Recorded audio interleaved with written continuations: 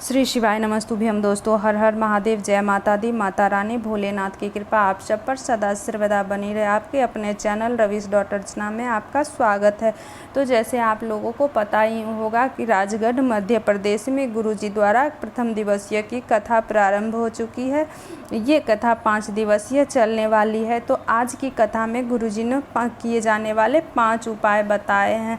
तो अगर कोई कारणवश आपने इस कथा को गुरुजी द्वारा बाँची जा रही आज कथा को आज नहीं सुने हो, तो मैं इस छोटी सी वीडियो के माध्यम से आज कथा की पूरी जानकारी मैं दूंगी। इस पूरी कथा में गुरुजी ने 5 उपाय बताए हैं, जो मैं 5 उपाय आपको इसी वीडियो के अंत तक दूंगी। आप पूरी वीडियो के अंत तक बने रहें। तो पहला उपाय गुरुजी ने जो बताया वो मैं आपको बताती हूँ। मनोकामना पूर्ति के लिए पहला उपाय बताएं। दूसरा उपाय, किसी प्रकार की सरकारी या प्राइवेट नौकरी नहीं लग रही हो, इंटरव्यू देकर थक गए हो, तो उसके लिए बताएं। अब तीसरी उपाय घर परिवार के आशीर्वाद के लिए बताए हैं। और चौथी उपाय गुरुजी ने बताए हैं, आप प्रदोष व्रत करो या ना करो, इसके पूरे फल आपको मिल जाएंगे, तो उसके लिए भी उपाय बताए हैं गुरुजी ने। 5वीं उपाय जो बताए मनोकामना पूर्ति के लिए। तो आप चलिए आगे बढ़ते हैं, गुरुजी द्वारा बताए हुए पहली उपाय की तरफ चलते हैं। तो चलिए अब हम जान लेते हैं पहली उपाय की पूरी विधि। इस उपाय में आपको प्रदोष व्रत के दिन प्रदोष काल के शाम के समय में 1 लोटे में थोड़ा सा जल लेना है। उस जल के अंदर आपको 1 बेलपत्र, 1 समी पत्र, कुछ हरे मूंग के दाने और 1 छोटा सा गुड़ का टुकड़ा लेना है। इस तरीके से इस जल को आपको अपने घर के ही प्रदोष व्रत के दिन प्रदोष काल में शाम के समय में 1 लोटे के अंदर यह चारों सामग्रियाँ डालकर भगवान शिव जी के मंदिर पहुंच जाना है। इस जल को भगवान शिव जी की शिवलिंग के ऊपर चढ़ाने के बाद अपने मन की कामना भगवान से बोल देना है, भोलेनाथ से बोल देना है। आपकी सारी मनोकामनाएं पूर्ण हो जाएंगी। तो अब गुरुजी द्वारा बताए दूसरी उपाय की तरफ चलते हैं। अब चलिए दूसरा उपाय क्या है जान लेते हैं। यह उपाय अपनी किसी भी सरकारी नौकरी के लिए कर सकते हैं। गुरुजी ने बताया, अगर आप परीक्षा में पास नहीं हो रहे हैं, इंटरव्यू देकर थक गए हो और आपकी नौकरी नहीं लग रही है, तो आप प्रदोष के दिन प्रदोष काल में यह वाला उपाय करके देखिए, आपकी नौकरी ज़रूर लग जाएगी। इस उपाय में आपको प्रदोष व्रत के दिन शाम के समय प्रदोष काल में 1 लोटा जल और एक छोटे से पात्र में शुद्ध देसी गाय का घी लेकर जाना है।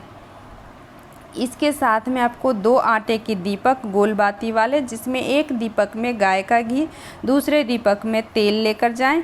यह सभी सामग्रियां लेकर आप अपने घर के पास में जो बेलपत्री का वृक्ष हो उसके नीचे प्रदोष व्रत के दिन प्रदोष काल में लेकर पहुंच जाना है। बेलपत्री का वृक्ष बड़ा होना चाहिए। अब आप बेलपत्री का वृक्ष बड़ा मतलब क्या, ऐसे ही बड़ा नहीं होना चाहिए, उसमें फल लगा हुआ, मतलब फल जो फड़ा हुआ बेल का पेड़ होता है वो पेड़ होना चाहिए। अब आप उस बेलपत्री के पेड़ के नीचे बैठ जाएं। अब आप इस बेलपत्र के वृक्ष के जड़ में सबसे पहले आधा लोटा जल समर्पित कीजिए। उसके बाद गाय का दूध सारा समर्पित कर दीजिए और आखिरी में जो बचा हुआ जल है वह पूरा जल समर्पित कर दीजिए। अब आपको अपने सीधे हाथ की तरफ से शुद्ध गाय के देसी घी वाला दिया जलाना है और उल्टे हाथ की तरफ तेल वाला दीपक जलाना है। दोनों दीपक को जलाने के बाद आप हाथ जोड़कर भगवान से अपनी नौकरी के लिए प्रार्थना करें, अवश्य ही आपकी नौकरी लग जाएगी। अब चलिए तीसरी उपाय की तरफ चलते हैं। गुरुजी ने बताया, इस उपाय को भी आपको प्रदोष के दिन ही प्रदोष काल में करनी है। इस उपाय में आपको प्रदोष व्रत के दिन प्रदोष काल में शाम के समय 2 आटे के गोल दीपक के शुद्ध देसी गाय के घी के दीपक तैयार कर ले। अब प्रदोष के दिन प्रदोष काल में शाम के समय 2 दीपक एक प्लेट में रखकर अपने घर से आपको निकलना है। अब आपको सबसे पहले किसी भी बेलपत्र के वृक्ष के नीचे जाना है और अपना वह पहला दीपक वहाँ पर बैठकर कराना और भगवान से प्रार्थना करना है कि आपके घर परिवार पर भोलेनाथ का आशीर्वाद बना रहे। उसके बाद आपको दूसरा दीपक उसको लेकर आपके अपने घर के मुख्य द्वार पर आ जाना है और घर के मुख्य द्वार के बाहर बैठकर ही अपने सीधे हाथ की तरफ से यह दूसरा दीपक भगवान भोलेनाथ का स्मरण करते हुए जला देना है। अब चलिए गुरुजी द्वारा बताए हुए चौथे उपाय की तरफ चलते हैं। अब जान लेते हैं चौथा उपाय क्या है। इस उपाय में आपको सिर्फ 7 बेलपत्र की आवश्यकता होगी और इस उपाय को भी आपको प्रदोष व्रत के दिन ही शाम के समय प्रदोष काल में करना है। इस उपाय में करने से आपको प्रदोष व्रत का फल मिल जाएगा। भले ही आप प्रदोष व्रत करो या ना करो, इस उपाय को करने के लिए अगर आपको 7 बेलपत्र नहीं मिलते हैं तो भोलेनाथ पे चढ़ा हुआ बेलपत्र भी उठाकर धो के उपाय में उपयोग कर सकते हैं। अब आपको प्रदोष व्रत के दिन शाम के समय प्रदोष काल में भगवान शिव जी के मंदिर पहुंच जाइए। अगर आप अपने साथ में बेलपत्र नहीं लेकर आए तो भगवान भोलेनाथ से मतलब शिवलिंग से 7 बेलपत्री को उठाइए, उन्हें धो लीजिए, इसके बाद उपाय में उपयोग कीजिए। अब आपको शिव जी के पास बैठकर इन 7 बेलपत्रों से आपको ब्रह्म कमल बनाना है। ब्रह्म कमल बनाने के लिए इस 7 बेलपत्री को जमा कर उनको गोल कर देना है।